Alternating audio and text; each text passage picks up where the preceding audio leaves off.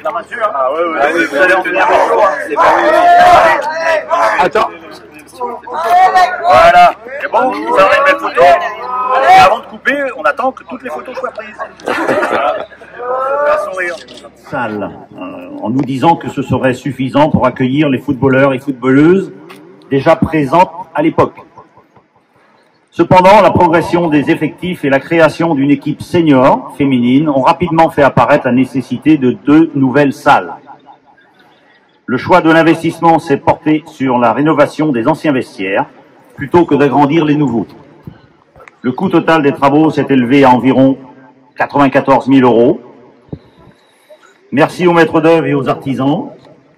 Cependant, le chantier a duré un peu plus longtemps que prévu. Mais dans la rénovation, il y a souvent des aléas qui font perdre du temps. Merci à Philippe Salé, conseiller délégué aux bâtiments communaux, qui a suivi les travaux. Le choix de la rénovation permet à ce bâtiment construit en 1970 et chargé d'histoire de revivre et de remplir sa fonction première. Cette décision contribue, comme les précédentes, à encourager la pratique du sport, ici le football, un sport populaire. Je dis les précédentes parce que on investit régulièrement de l'argent dans le terrain de foot, on a changé les mains courantes, on a investi dans les robots de tonte, voilà, et bon, ça va continuer. Donc, je sais que j'ai une demande pour des tribunes, mais...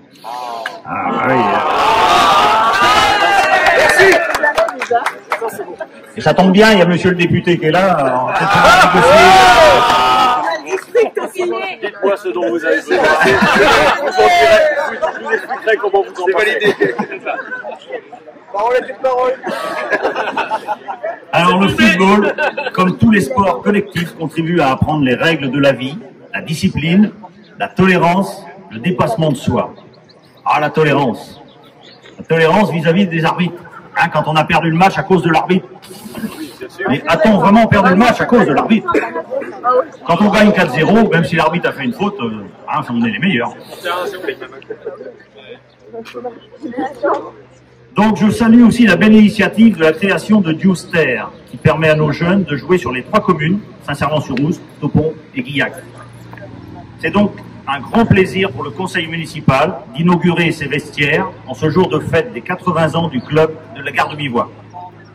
Merci aux dirigeants et entraîneurs, aux footballeuses, aux footballeurs et aux parents qui les accompagnent, qui les supportent, qui s'investissent. J'espère que vous saurez profiter de ce nouvel équipement, continuer à avoir du plaisir, à pratiquer votre sport et à vous retrouver ensemble pour partager des moments de bonheur. Merci de votre attention.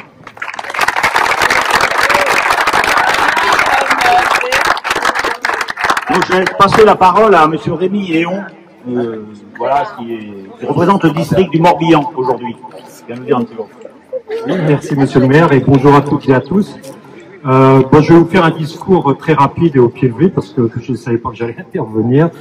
Donc en un mot, c'est vrai que au niveau du district 56, ça fait partie de nos missions nombreuses, mais celle-là entre autres de vous accompagner le jour de cérémonie, d'inauguration, enfin bref. Ça, c'est une chose qu'on aime particulièrement bien faire parce que on entend souvent, oui, vous, dans votre tour là-haut, on ne vous voit jamais. Mais sachez que moi, personnellement, et comme tous les élus, on est des hommes de terrain.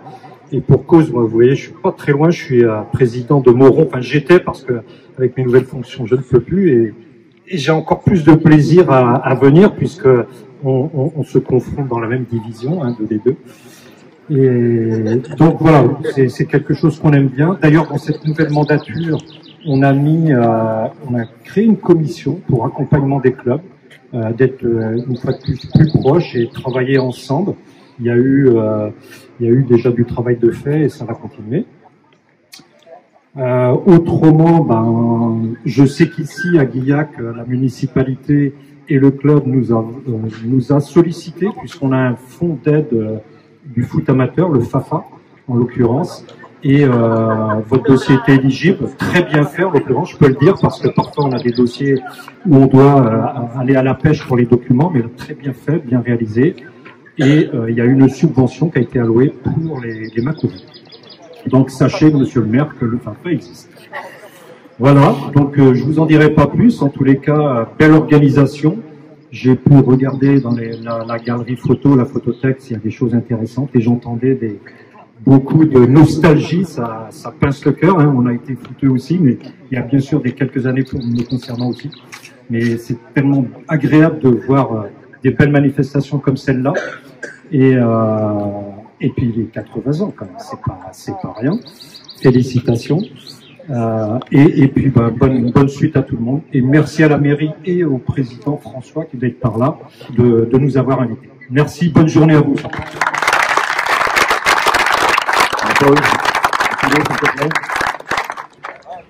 Oui, alors d'abord je vais féliciter les élus parce que c'est quand même eux qui sont les chevilles ouvrières et donc on dit beaucoup de choses mais ils travaillent. Hein.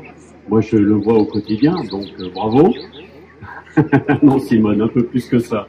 Pour moi. Alors pour vos problèmes de tribune, je vois que j'ai été interpellé. Alors vous savez ce que disait Coluche? Hein, les hommes politiques, vous leur expliquez ce dont vous avez besoin et ils vous expliquent comment vous en pensez. Première chose. Deuxième chose. Moi, je proposerais bien que la mairie paye les matériaux et que vous fassiez le boulot. Hein, vous êtes tous des mecs qui sont des gars du bâtiment et tout. Ça vous fait pas peur de couler une dalle, ça vous fait pas peur de monter un mur de parpaing. Donc, faire des gradins. Moi, je pense que ce serait un bon quelque chose. On fait ça souvent pour le patrimoine, par exemple. Hein. C'est les citoyens qui entretiennent et c'est la mairie quand il y a besoin. Bon, allez, un sac de chaux, un truc comme ça. Bon, là, il faudra un peu plus un sac de chaux. Je suis bien content. Je m'en doute bien. Mais on fait un chantier participatif. Hein, avec les gens de la commune. Ça pourrait être une idée. Bon, après, hein, je vous donne des idées, vous savez ce que vous voulez. Hein. Voilà, donc, plus sérieusement, 80 ans, c'est quand même un bel anniversaire. Alors, vous avez effectivement, il y a Tuster, vous êtes avec Topon et avec Saint-Servant. Ça permet d'avoir des équipes dans toutes les classes d'âge, parce que c'est pas toujours très facile. Et puis, le foot, ça reste quand même quelque part l'orgueil de la commune. Je vois bien, parce que, alors, quand on perd le match, c'est pas seulement on perd un match, c'est quelque part, c'est l'orgueil communal qui est blessé par un résultat dont on espérait qu'il serait en tout cas meilleur. Et puis le foot, vous savez bien, il y a peu de buts, donc quelquefois, même une équipe inférieure peut quand même réussir à gagner. C'est la particularité du foot, c'est comme ça fait son charme. Bon, il faut rester fair play évidemment et puis c'est toujours se dire, même si certains, quand j'ai joué aussi dans une équipe, alors j'avais beau expliquer à certains que c'était qu'un jeu, mais ils avaient quand même du mal à comprendre. Donc c'est qu'un jeu. Alors bravo à tous parce que je sais aussi que c'est une question d'organisation. Bon, on a le district qui est là, mais il y a des gens qui œuvrent tous les jours pour que le match se passe bien, pour que les papiers soient envoyés en heure et en temps, etc. Ça demande de l'organisation, ça demande du suivi. Et puis je vois que vous avez aussi une équipe féminine, alors il y en a de plus en plus. Donc le foot va devenir un sport féminin, si j'ai bien compris. Alors avec un foot, les filles, qui est souvent assez technique et qui est agréable à regarder aussi. C'est un peu moins bourrin que les garçons quand même. Voilà. Donc, bon, si j'étais pas là pour provoquer un peu, on s'ennuierait de toute façon. Donc, bravo, belle fête, et puis longue vie au foot à Guillac.